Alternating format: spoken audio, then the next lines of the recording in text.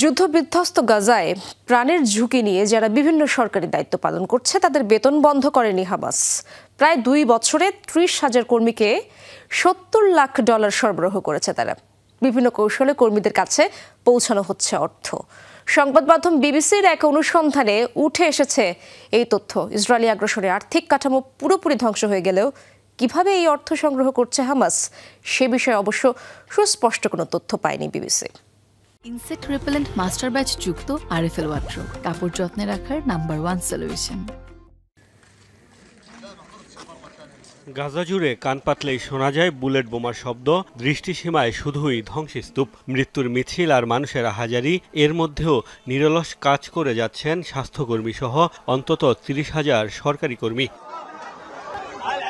Hamas নিয়ন্ত্রিত গাজায় কর্মরত এই বিপুল সংখ্যক কর্মীর বেতন অবশ্য যুদ্ধের মধ্যেও বন্ধ হয়নি। যদিও সংঘাতকালীন বাস্তবতায় বেতনের মাত্র 20% অর্থ দেয়া হচ্ছে।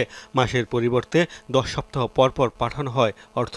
উপত্যকার একাধিক সরকারি কর্মীর বরাতে এই তথ্য প্রকাশ করেছে সংবাদ মাধ্যম বিবিসি। যুদ্ধের কারণে গাজায় নেই কার্যকর কোনো ব্যাংকিং ব্যবস্থা।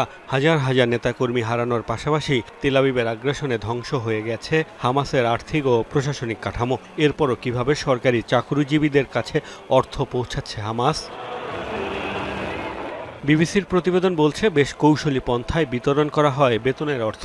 কর্মী অথবা তাদের পরিবারের সদস্যদের ফোনে এনক্রিপ্টেড SMS পাঠানো হয়, যেখানে নির্দিষ্ট একটি স্থানে কোনো এক বন্ধুর সাথে চা পানের জন্য যেতে বলা হয়। সেখানে যাওয়ার পর গোপনে পৌঁছানো হয় অর্থের খাম। যুদ্ধের মধ্যে এ পর্যন্ত $70 লাখ বেতন দেওয়া হয়েছে সরকারি কর্মীদের। এই কৌশলেও অবশ্য রয়েছে ঝুঁকি। বেশ কয়েকবার বেতন নিতে যাওয়া ফিলিস্তিনিদের ওপর হামলার ঘটনা হয়েছে। ঝুঁকিপূর্ণ বিপজ্জনক জেনেও অর্থের প্রয়োজনে বেতন সংগ্রহে যান নিরুপায় ফিলিস্তিনিরা।